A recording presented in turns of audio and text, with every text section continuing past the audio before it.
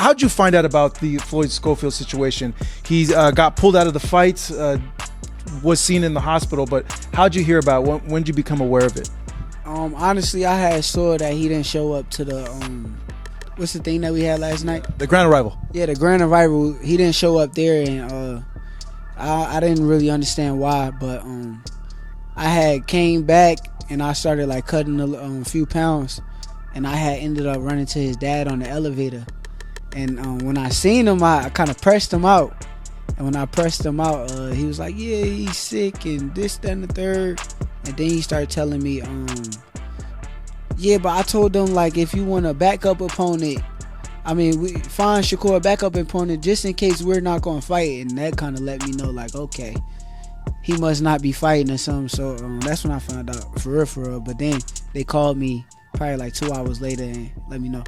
So how'd you react? How'd you feel? I know this has happened to you before, but this time so close to the fight here in Saudi on this big card. What was going on through your mind? I can't be emotional and stuff about it just because of the fact that I already thought in my brain that this is what it was going to be. Like, I watched this kid demeanor. I seen him around fight week. Truthfully, when I was that age, I was a lot sharper, like mentally, and I was a way better fighter. So I'm looking at him, I'm like, there's no way like anybody in their right mind will allow him to fight me on fight night in 8-ounce gloves. And it just seemed like he was a unready kid. He wasn't ready. So it just didn't make no sense for them to even come out here and accept this fight and make this fight happen. I didn't believe it. Did you see the video of him in the hospital?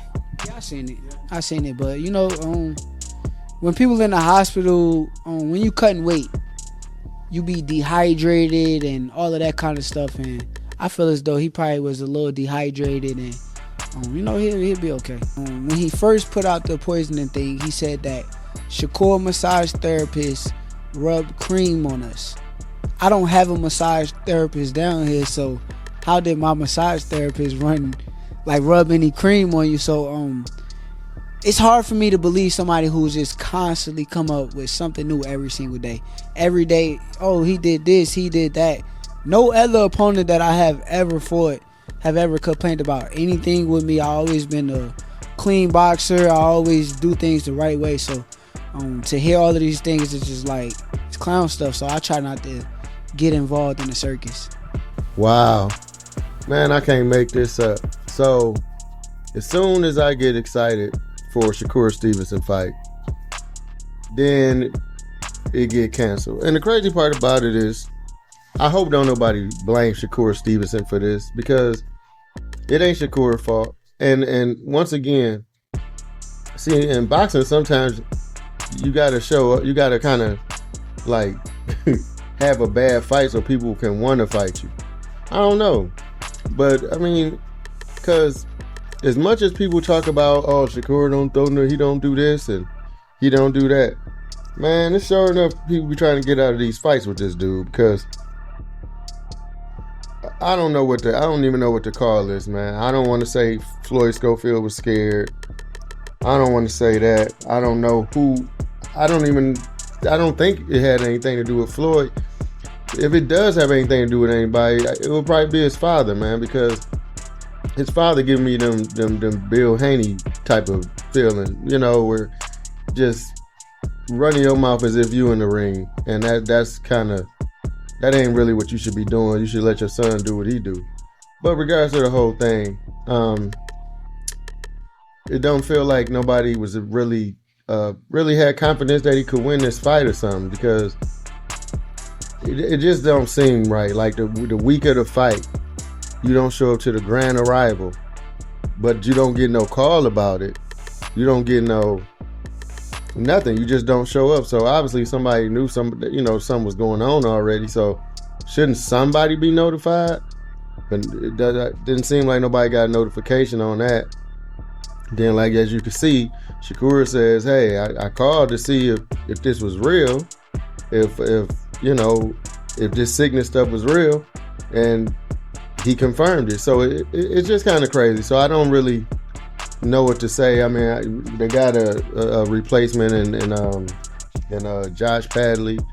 But I don't really care about that. You know what I'm saying? Because I know Shakur gonna do his thing against this guy. And even though I had him beating Floyd Schofield, I did know Schofield was gonna come to fight, you know, because he trying to prove something. And now, and that was probably one of the best fights on the card. You know, Du Bois and Parker is gonna be a good fight, and Bivol and Better Beef is gonna be a heck of a chess match. It's gonna be, it's gonna be a great fight. We've seen it already, so we know what to expect. And then, but with Shakur, this was gonna really kind of be one of his bigger fights, simply because it was against an up and coming fighter who's,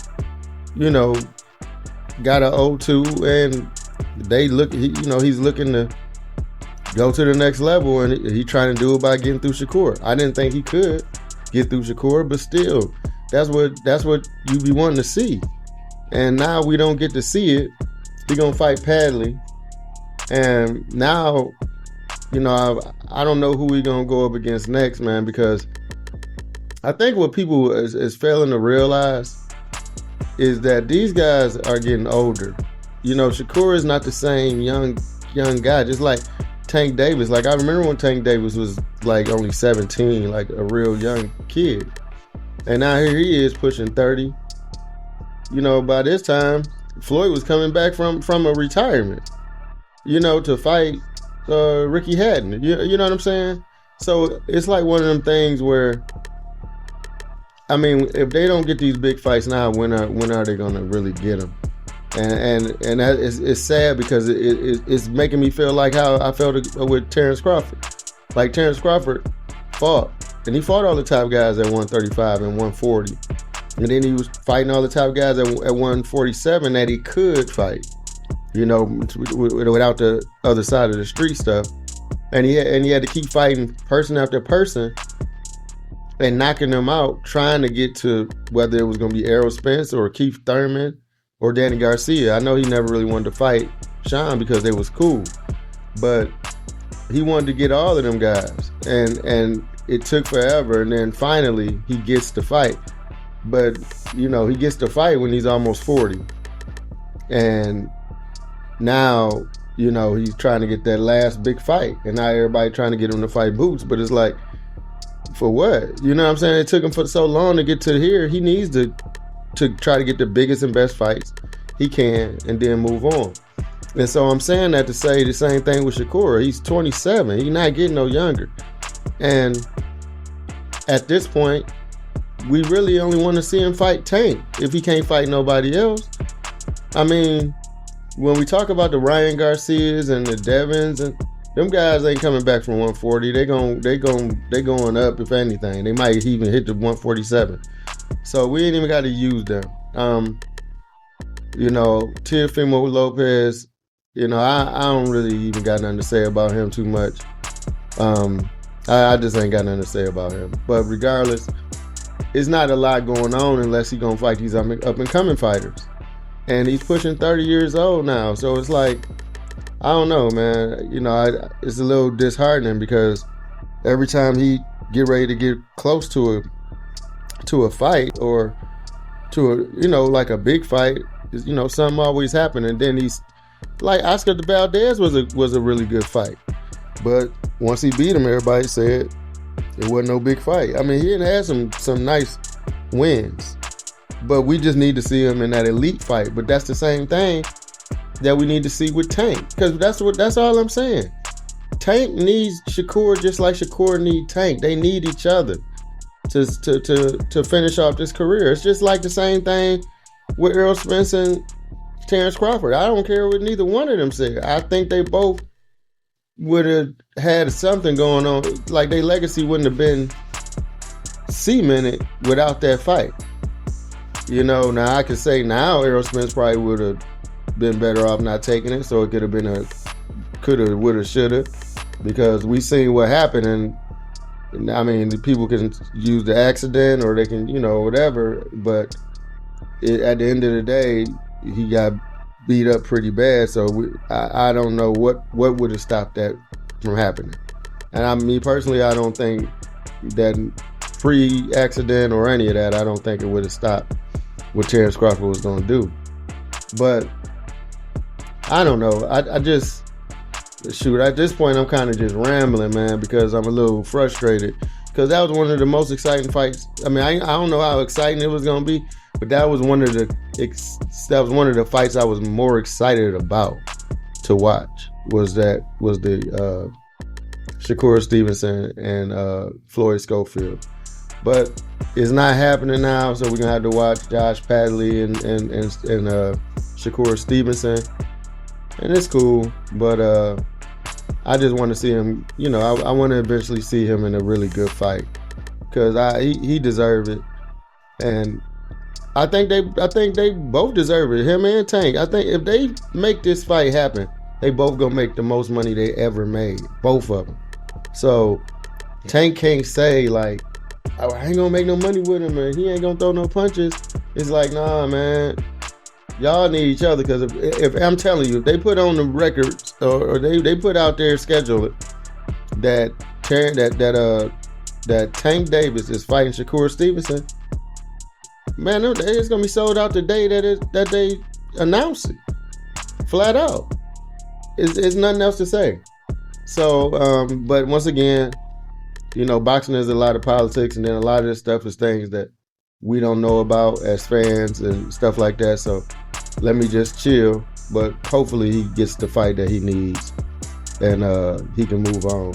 And people stop pulling out, you know what I'm saying, of these fights like that, man. Especially like right then and there, like you got sick this week. I mean, it just seems a little skeptical, man. It seemed weird. People don't get sick the week. I mean, I ain't gonna say people don't, but for Shakur to call it out that he thought that this would happen before it happened, I don't know what to say about that. But with that being said, it's your boy King G with the Really Dope Podcast, and I'll see you in the next video. Peace.